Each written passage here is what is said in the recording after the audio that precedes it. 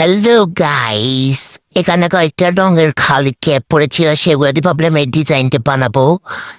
তারপর এগুলো সবগুলো নিয়ে এখানে মাঝখানে গোল দিতে হবে। গোল দেওয়ার পরে এখানে পেন্সিল কম্পাস নিয়ে নিলাম। এবার পেন্সিল কম্পাস নিয়ে গোল গোল গোল গোল করে ঘুরাবো। ঘুরান মা, পেন্সিল কম্পাস শুরু জায়গায় গোল গোল ঘুরালে হয়ে যাবে। এটা এবার ঘুরে করতে হবে। ম্যাজিক দিয়ে সবগুলো করে নিই। এখন আলু নিয়ে আসলাম।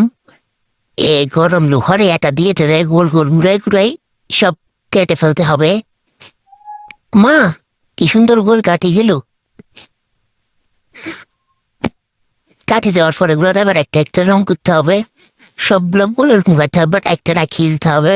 ওটা কালো মাঝখান থাকবে, ওটাতে ইয়েলো কালার। মামা, কি সুন্দর নীল, কমলা, লাল, সবুজ, কাঠালি কালার সব একসাথে দিয়ে এবার এটা কালো।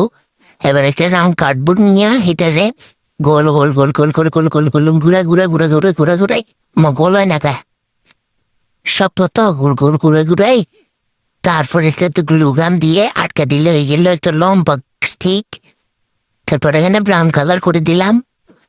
মা দেখেছো বলে একটাও মা, এটার ভিতরে গ্লুগান দিয়ে লাগাই দিতে হবে। এবার এটার সাথে এটা লাগাতে হবে। ক্যামেরা কোয়ালিটি একটু খারাপ থেকে কিছু মনে করবেন না। তারপর এটার সাথে লাগাই কাদরটার মধ্যে গ্লু দিয়ে লাগাইতে হবে। তারপর ওগুলো একটা একটা লাগাইতে হবে, একটার সাথে একটা। In the final result here.